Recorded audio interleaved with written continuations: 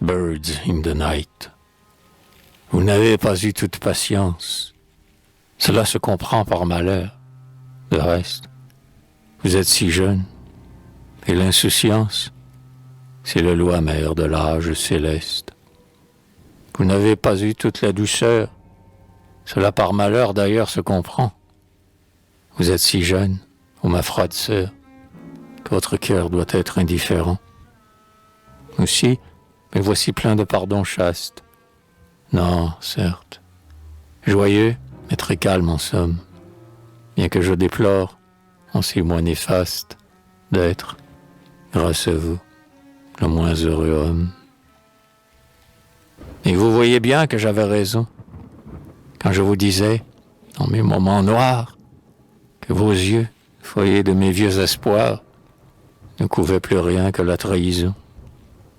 Vous juriez alors que c'était mensonge, et votre regard qui mentait lui-même flambait comme un feu mourant qu'on prolonge, et de votre voix vous disiez « Je t'aime ». Hélas, on se prend toujours au désir, qu'on a d'être heureux malgré la saison, mais ce fut un jour plein d'amers plaisirs, quand je m'aperçus que j'avais raison. Aussi bien pourquoi me mettrais-je à geindre?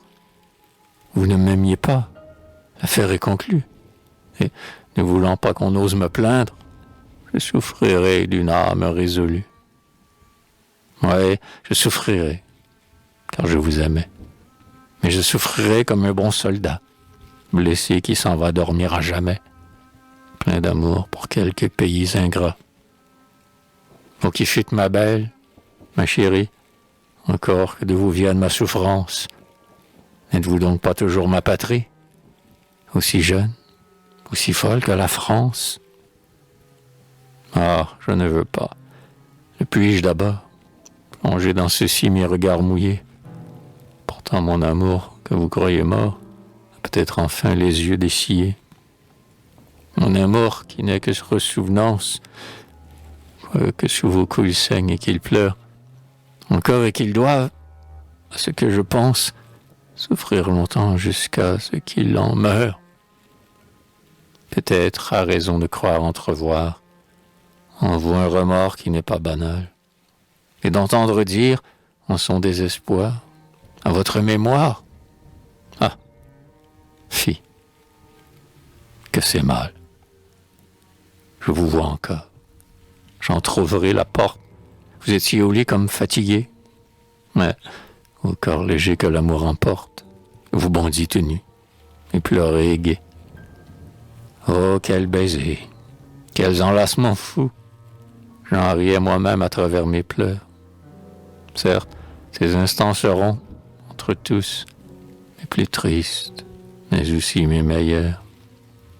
Je ne veux revoir de votre sourire, et de vos bons yeux en cette occurrence, et de vous enfin, qu'il faudrait maudire, et du piège exquis, rien que l'apparence.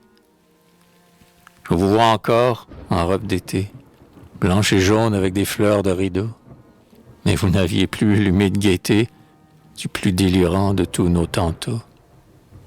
La petite épouse et la fille aînée étaient reparues avec la toilette, et c'était déjà notre destinée qui me regardait sous votre voilette. Soyez pardonnés.